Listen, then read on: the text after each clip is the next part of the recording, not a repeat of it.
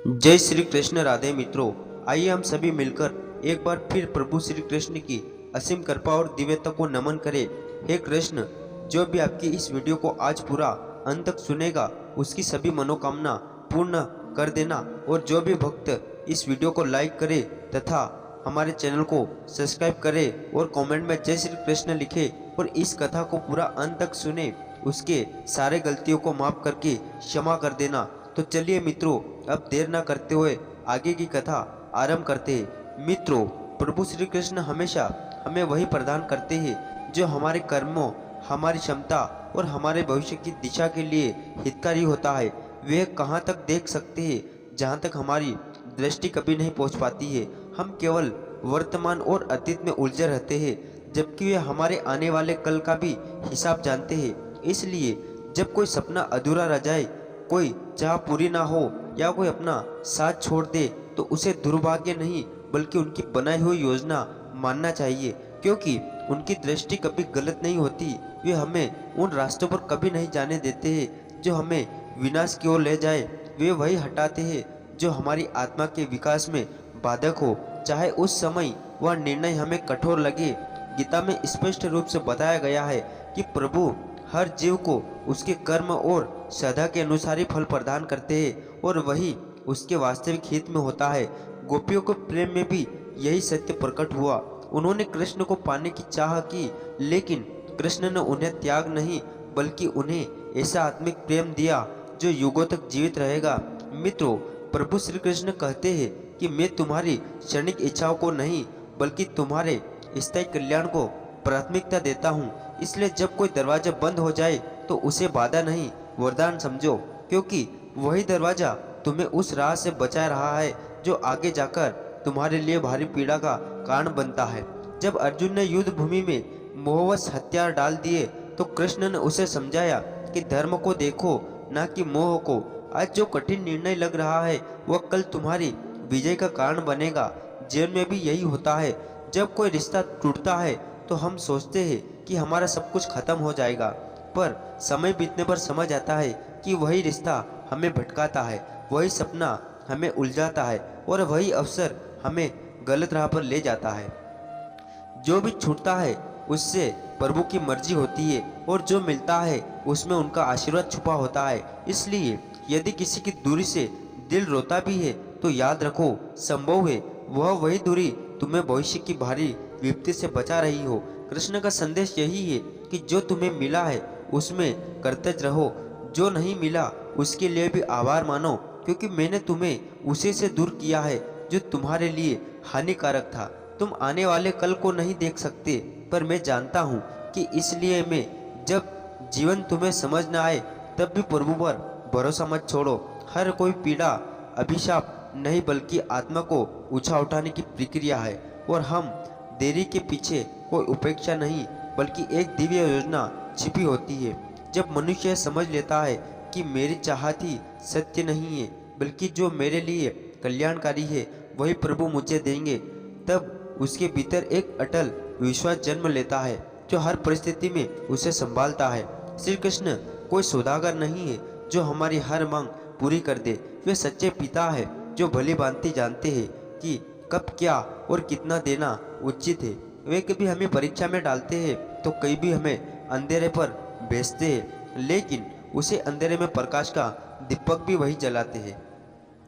जब हम पूरी तरह खाली हो जाते हैं तब वही उस खालीपन को नए अवसरों और नई राहों से भरते हैं। वे गलत इच्छाओं को छीनकर सही उद्देश्यों की ओर मोड़ते हैं। इसलिए यदि जीवन में कोई चाह अधूरी रह जाए, कोई सपना बिखर जाए या कोई संबंध टूट जाए, तो यह मत समझो कि सब समाप्त हो गया है, बल्कि यह मानो कि कृष्ण ने तुम्हें गलत से बचाकर सही की ओर बढ़ाया है। मित्रों, प्रभु श्री कृष्ण कहते हैं कि उनकी हर ना के भीतर एक गहरी छाप छिपी होती है, बस समय बीतने पर हम उसे पहचान पाते हैं। गीता में स्पष्ट रूप से बताया गया है कि आत्मा के लिए जो भी होता है वह परम हित के लिए होता है, चाहे वह तत्काल समझ में आए या नहीं। द्रौपदी की लाज रक्षा उसका सबसे बड़ा उदाहरण है। जब सब प्रयास विफल हो गए थे तभी कृष्ण प्रकट हुए और ठीक उसी क्षण उन्होंने हस्तक्षेप किया जब उनकी कृपा की सबसे अधिक आवश्यकता थी। यदि वह पहले आते तो द्रौपदी का विश्वास पूर्ण होता और यदि बाद में आते तो संकट गहरा जाता। इस तरह जीवन में जब जब सब दरवाजे बंद हो जाते हैं तो कृष्ण अपने समय पर वही देते हैं जो आवश्यक है। हमें लगता है कि हमारी आराधनाएं अनसुनी हो गई है, लेकिन सच्चाई यह है कि उनकी छुपी भी हमारी सुरक्षा होती है। कई बार हम अपने मन का रास्ता चुनकर पूरी लगन से दौड़ते हैं, लेकिन अचानक वह टूट जाता है और हम समय को धोखा खाया हुआ मानते हैं। पर समय बीतने के बाद पीछे मुड़कर देखें तो यही एहसास होता है कि यदि वह सपना पूरा हो जाता तो हम शायद कहीं और होते और वह स्थान हमारे जीवन के लिए बेहद नुकसानदायक है। मित्रों, कभी कभी जीवन में प्रतीक्षा लंबी और कठिन लगती है। लोग कहते हैं आखिर कब पूरी होगी उनकी मनोकामना, कब मिलेगा मेहनत का फल, कब सुनेगा प्रभु उनकी पुकार। तब श्री कृष्ण हल्की मुस्कान के साथ समझाते हैं कि सच्चा प्रेम वही है जिसमें विश्वास अटल हो, समय का धैर्य साथ दे और मेरे निर्णयों पर अटूट सदा टिकी रहे। मैं कभी तुम्हारी पुकार को अनसुना नहीं करता। हाँ, देर जरूर कर सकता हूँ क्योंकि हर चीज़ का समय तय है और हर परिणाम नीति के अनुसार होता है। जब कभी तुम्हें लगे कि जीवन तुम्हारे विरुद्ध हो गया है तब समझो कि वह तुम्हारे पक्ष में ही चल रहा है, लेकिन तुम्हारी दृष्टि सीमित है और मेरी दृष्टि अनंत। तुम जिसे हानि समझते हो वह आगे चलकर वरदान सिद्ध हो सकता है और जिसे तुम लाभ मानते हो वही विनाश का कारण भी बन सकता है। इसलिए शिकायत मत करो, तुलना मत करो, भाग्य को दोष मत दो क्योंकि तुम्हारा भाग्य में लिखा रहा हो। और मित्रों, प्रभु श्री कृष्ण कहते हैं मैं वही देता हूँ जो तुम्हारे लिए श्रेष्ठ और कल्याणकारी है। जो बीत गया उसे छोड़ दो, जो मिला है उसका सम्मान करो और जो आने वाला है उसके लिए मन को तैयार रखो। अर्जुन ने भी यही अनुभव किया जब उसने युद्ध भूमि में मोह के कारण प्रश्न उठाया, परंतु मैंने उसे समझाया कि धर्म को देखो, मोह को छोड़ो और सत्य को स्वीकारो, सभी जीवन की गहराई स्पष्ट होगी। गीता में स्पष्ट रूप से बताया गया है कि जो कुछ खोया जाता है वह हमारे मोह को तोड़ने के लिए होता है और जो मिलता है वह हमारी आत्मा की उन्नति के लिए होता है। एक वृद्ध ब्राह्मण जब अपने पुत्रों को खो देता है, दुखी होकर मेरे चरणों में आ गया। मैंने उससे कहा जो खो गया वह बंधन था और जो पाया वह मेरा प्रेम है। उसी क्षण उसका हृदय हल्का हो गया और उसने कहा अब मुझे समझ आ गया, प्रभु आप वही देते हैं जो उचित है। वह खड़े सभी जनों से इस सत्य को हृदय में उतारा कि ईश्वर का निर्णय कभी अन्यायपूर्ण नहीं होता है।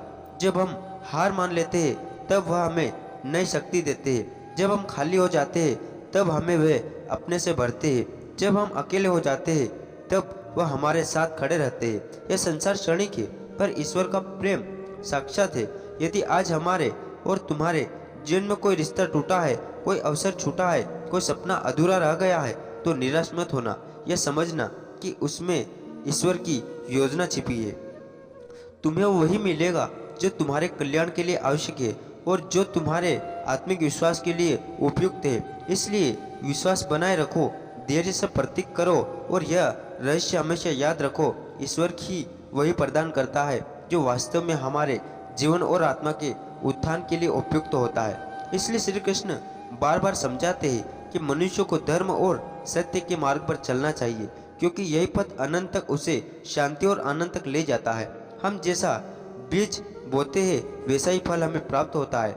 यदि हम प्रेम, करुणा और सच्चाई बोएंगे तो जीवन में संतोष और सामंजस्य बनेगा, लेकिन यदि हम धोखे, कपट और अन्याय बोएंगे तो उसका परिणाम केवल दुख और पछतावे के रूप में सामने आएगा। यही कारण है कि अपने कर्मों के प्रति सहज रहना आवश्यक है क्योंकि भविष्य का निर्माण हमारे ही कार्यों में से होता है। मित्रों, प्रभु श्री कृष्ण कहते हैं जो अपने मन को संयमित रख सकता है वह जीवन भर अशांत और अस्थिर रहेगा क्योंकि क्रोध और प्रतिशोध की भावना मनुष्य को अंधकार में धकेल देती है, जबकि धैर्य और क्षमता आत्मा को प्रकाश की ओर अग्रसर करते हैं। जब कोई हमारा अपमान करता है, हमें चोट पहुंचाता है या अन्याय करता है, वह स्वाभाविक रूप में मन में गुस्सा और बदला लेने की भावना उठती है, लेकिन वही क्षण हमारी आत्मा की सबसे बड़ी परीक्षा बनता है। कि हम अपने क्रोध पर नियंत्रण रख पाएंगे या उसे अपने ऊपर हावी होने देंगे। यदि हम बदले में प्रतिक्रिया करते हैं तो हम उसी व्यक्ति जैसे बन जाते हैं, पर यदि हम शांत रहते हैं और अपनी शक्ति को स्थिर रखते हैं तो हम उससे कहीं अधिक शक्तिशाली बन जाते हैं। गीता में स्पष्ट रूप से बताया गया है कि जिसने अपने मन और इंद्रियों को जीत लिया वही सच्चे अर्थों में विजयी है। महाभारत की कथा इसका उदाहरण है। जब श्री कृष्ण शांतिदूत बनकर कौरवों के पास गए और दुर्योधन को समझाने का प्रयास किया, तब दुर्योधन ने अहंकार और क्रोध में आकर न केवल उनकी बात ठुकराई बल्कि उन्हें बंदी बनाने की चेष्टा भी की। परंतु कृष्ण ने अपनी शक्ति और शांति बनाए रखी, क्योंकि वे जानते थे कि क्रोध में लिया गया निर्णय सदैव विनाश का कारण बनता है। तो दोस्तों, आज का वीडियो बस यही समाप्त करते।